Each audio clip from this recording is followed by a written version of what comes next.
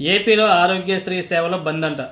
April 1వ తేదీ నుంచి కంప్లీట్గా బంద్ చేసేస్తున్నారు. ఎందుకంటే ఆ ఆరోగ్యశ్రీ బకాయిలు 3,000 కోట్లు కూటమి ప్రభుత్వం ₹1 కూడా చెల్లించలేదంట.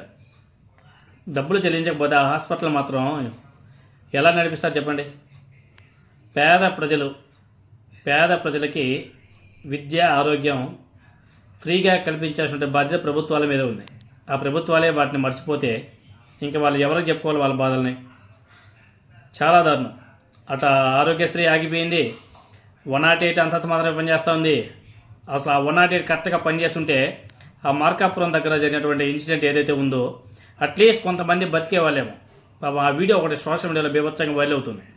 పాప ఒక మహిళ ఎమ్మెల్యేకి చెప్తుంది, తెలుగుదేశం పార్టీ ఎమ్మెల్యేకి, సార్ 108కి నేను 20 టైమ్స్ ఫోన్ చేశాను సార్, ఒక్కరంటే ఒకరు కూడా ఫోన్ లిఫ్ట్ చేయలేదు, లాస్ట్లో లిఫ్ట్ చేశాడు మళ్ళీ ఇమీడియట్గా కట్ చేశాడు అని చెప్పేసి చాలా బాధపడింది.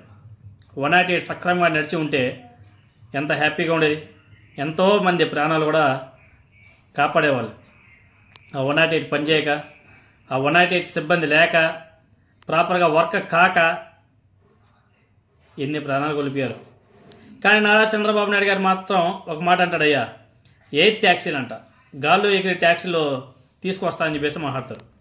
భూమి మీద నడిచే 108 వెహికల్నే సరిగా మెయింటైన్ చేయలేక అల్లాడిపోతున్న ఈ కూటమి ప్రభుత్వం 8 ట్యాక్సీలను ఏర్పాటు చేస్తారంట.